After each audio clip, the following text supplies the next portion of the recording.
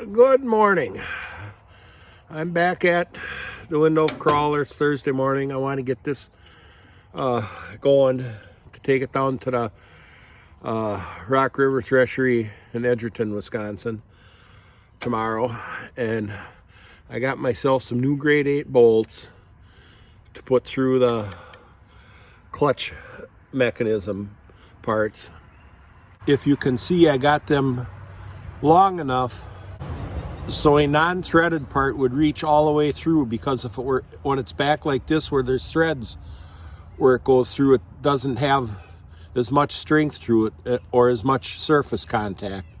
So I got bolts that were long enough so there'd be unthreaded portion of it all the way through where it makes contact for the twisting motion on the shaft. So let's get at it.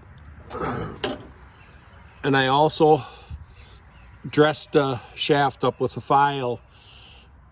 From over the years, the pressure of engaging and disengaging the clutch would put a little mushroom out the sides of these holes a little bit, and that made it hard to slide the shaft through the two parts that go on here. So I dressed him down with a file, so now it should slide together real easily to get it assembled.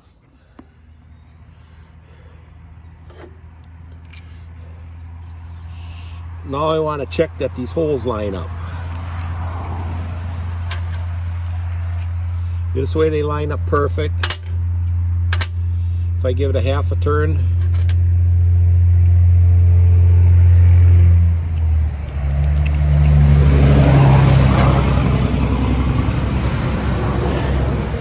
they don't want to line up.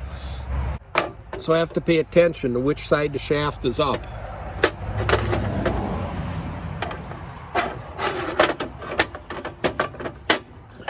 I'm going to put a little file mark on it so I know. I had tried putting it together with the old bolts before I had these, and I had a difficult time, and that was probably it. Now you have to pay attention which way this shaft is when I put them in.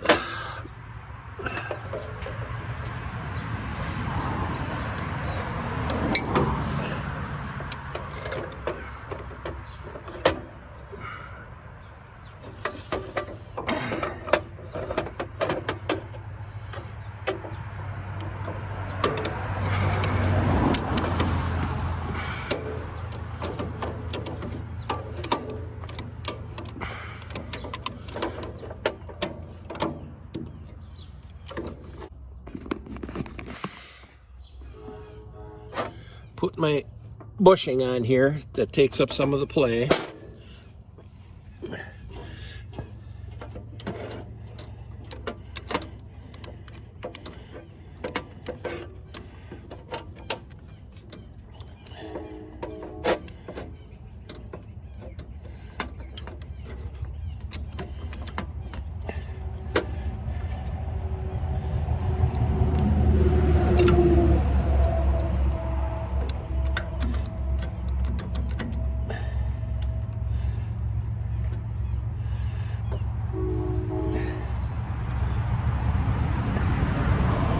Get the shaft in the other end.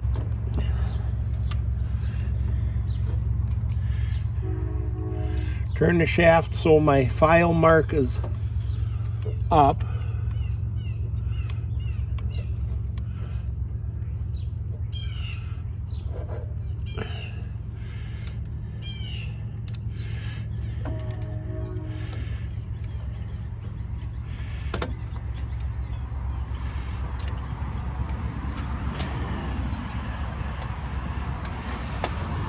I put the bolt through the lever that goes back to the clutch handle, so that gives me more control.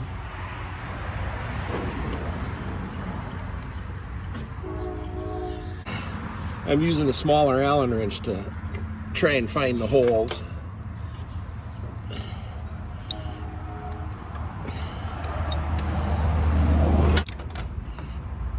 There, I got one of them in.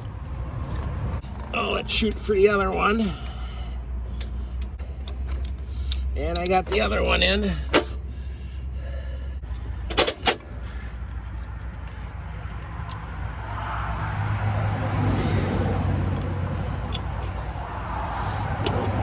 Put the pin in on that end. I'll try and bolt this pivot in place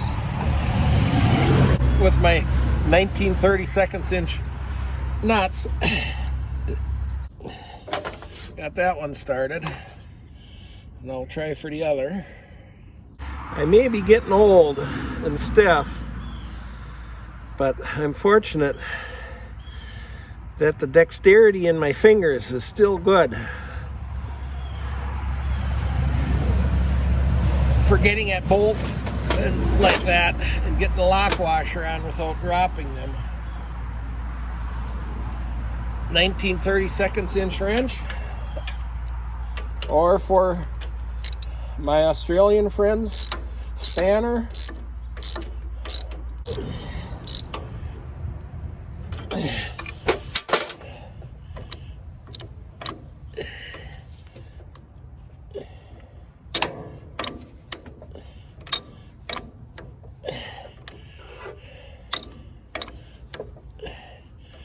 Now I think the mechanism, it's hard to see. It isn't really a regular over center clutch. There's some kind of levers that are squeezed together when this collar goes forward, and it works over little rollers, and those rollers have flat spots on them. I can hear it.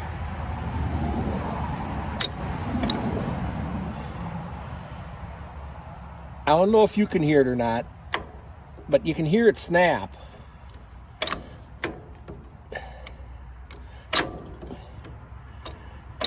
But it's a question of if it's going to stay engaged when it's running.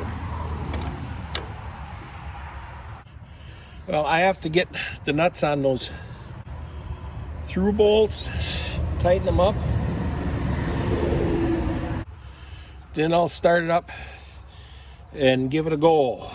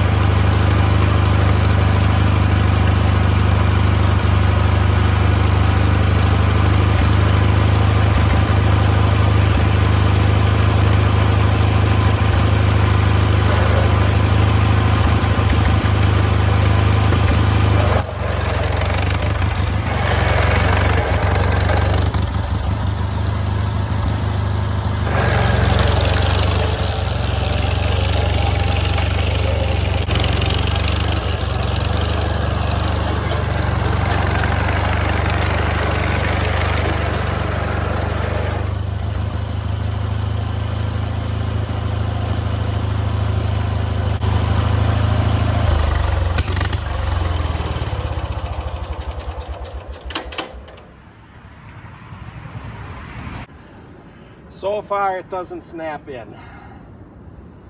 If it keeps starting that good, I won't need an electric starter. But once I get the belt on it that it's turning the hydraulic pump when you try starting it, then I'm sure it won't start so easy. So the electric start motor will still be a nice thing to have. Well, I got to look at this clutch a little bit more, see if I can get it to stay engaged. Now, I just put a bungee cord on here. I know it ain't the correct thing, to hold the clutch handle back a little bit, maybe to help it stay engaged. It ain't the correct thing, but that whole clutch will have to be taken apart and those little bitty rollers rebuilt or whatever in order to make it snap in how it should. I'll keep it oiled good if this works, and maybe this will be enough to run it at the Rock River Threshery, so we're going to give it another try. And that always depends on if it's going to start.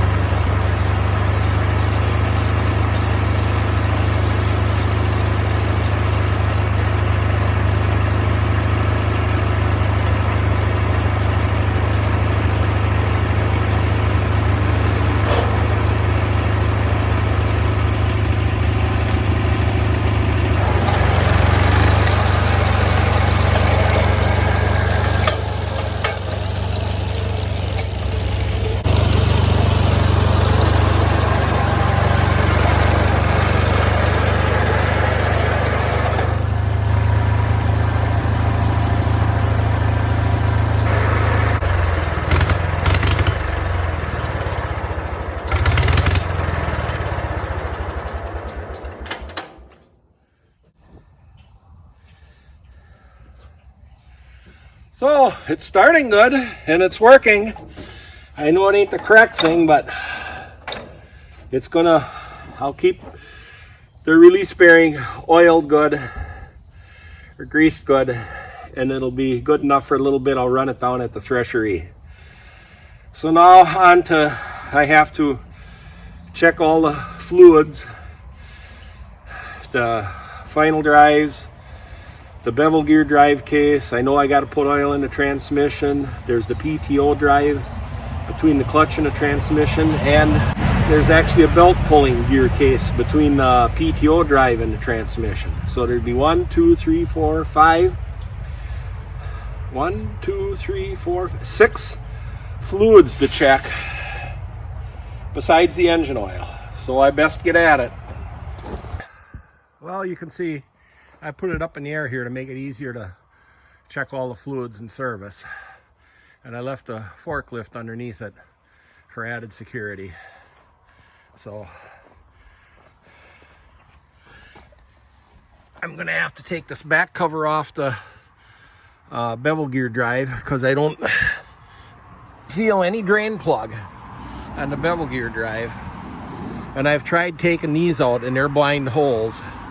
This is obviously the fill and level plug, so that whole cover will have to come off. Here's the drains for the final drives, but on the side is the fill and level plug, so I'm going to take those out and check that. And while I'm under here, up there you can see the PTO drive for the rototiller that I should be getting for it yet next spring. So I'm going to come over to the right side, take this plug out.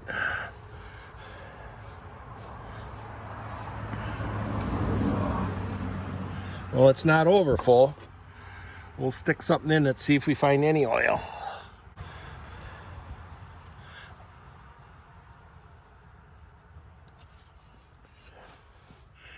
I don't find any oil on that. So I'll be pulling the drain plugs in case there's any water in there before I put oil in them. Let's check the other one. But that one I found oil on the stick, and it's not milky at all after driving it. So that one I'm sure is okay.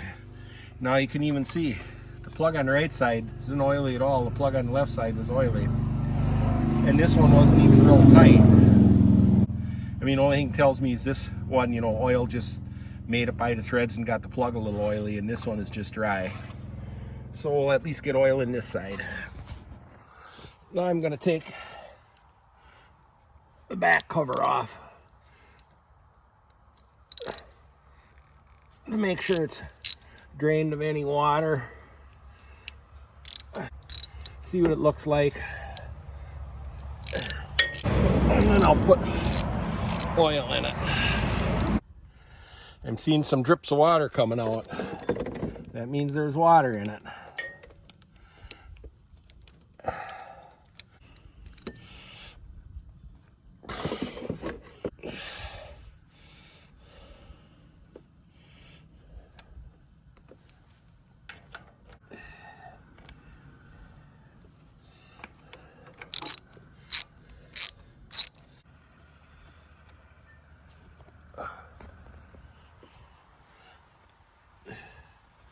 More water dripping.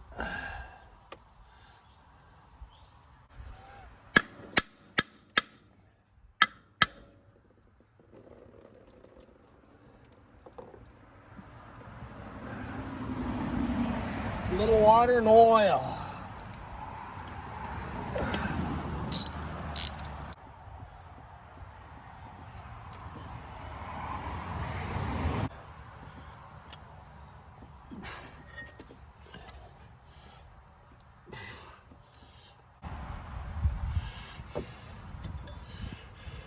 You can see, look at the sludge that's in there though.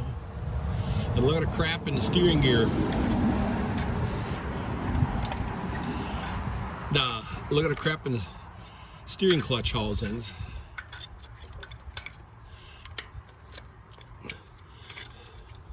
But other than that, everything in there looks quite good. I mean, you can't really see how much wears on the plates.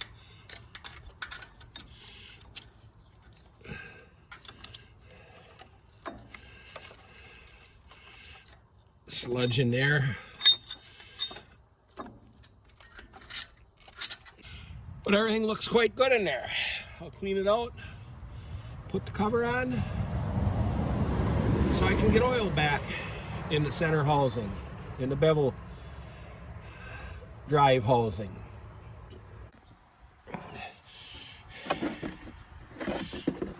Now I want to take the drain plug out of this final drive, see if there's any water in it. The other one had nice clean oil in it when I checked it with the stick.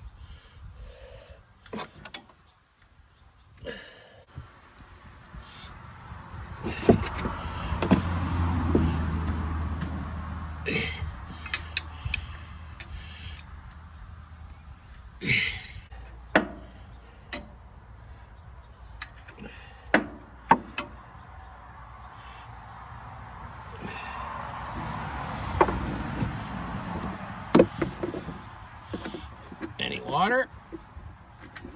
Nope. Plug is oily. And 1 or 2 drops of oil. But that's it.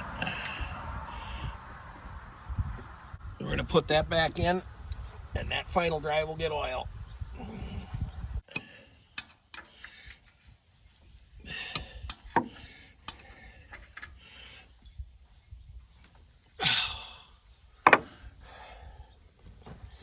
So now I'm going to go see if there's a place to check. The transmission I know is empty because there was no drain plug in it at all.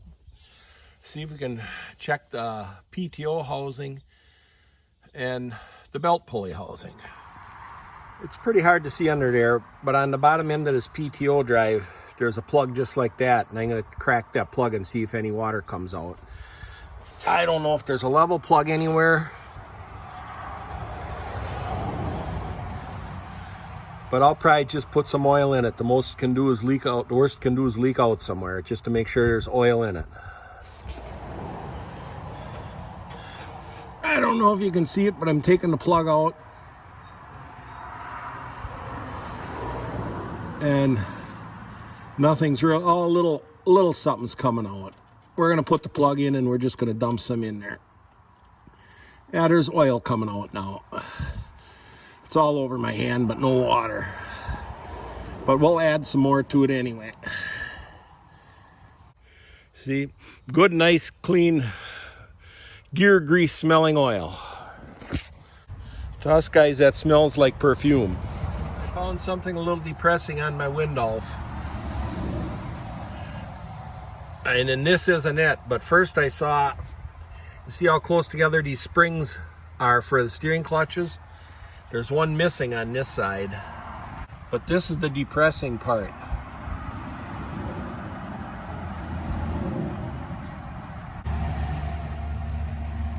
Look at the teeth on that bevel gear. It must have sat a long time with that side down in the bottom of the crankcase with water in it, because it is really rusted, and there's pieces, a little bit chips out of some of the teeth too. So that's kind of depressing. I'm not gonna stress this thing real hard. I'll take it down to Rock River and probably drive it some, but I don't really want to put a load on it because of that bevel gear. So it'll be a big job, but I'm thinking the correct thing we'll do will be get the gears out of the other one and make one of the crawlers. I'd eventually like to have them both run, but put all the best parts in one, which is probably this one. But yeah, that's kind of depressing. But I'm going to keep at it. Rinse this out some, put the cover back on and get all the fluids, the oils filled up, the gear cases that need it. And what better way to put gear oil in a vintage tractor than with a vintage gear oil dispenser? I got that when I bought my 1919 Oshkosh. I bought it from the same man I bought that truck Oshkosh from. So let's see how it works.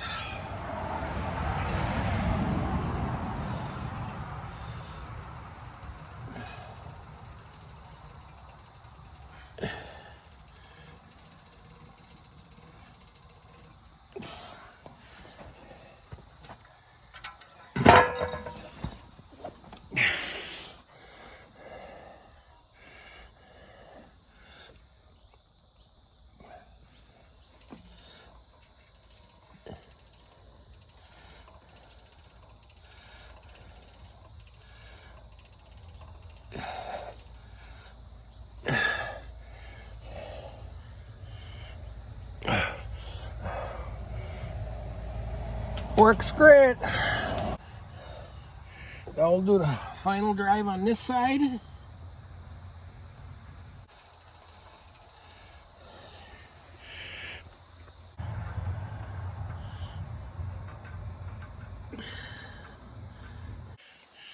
The right final drive is full.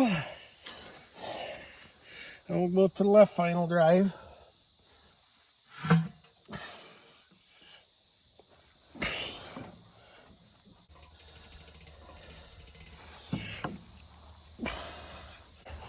Now the left one is full.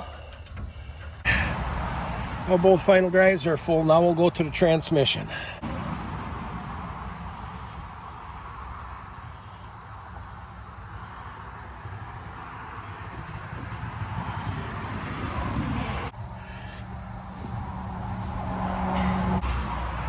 Now we got oil in the transmission.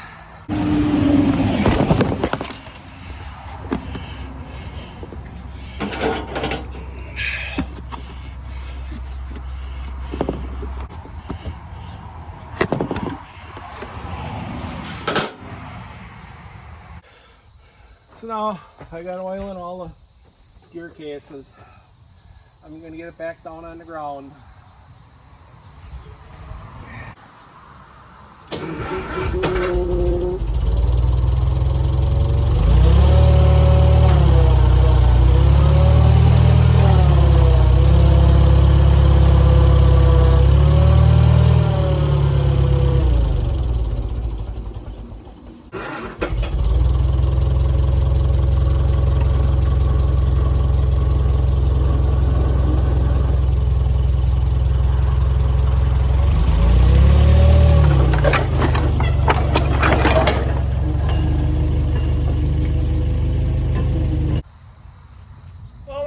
Sketchy, but it's on the ground.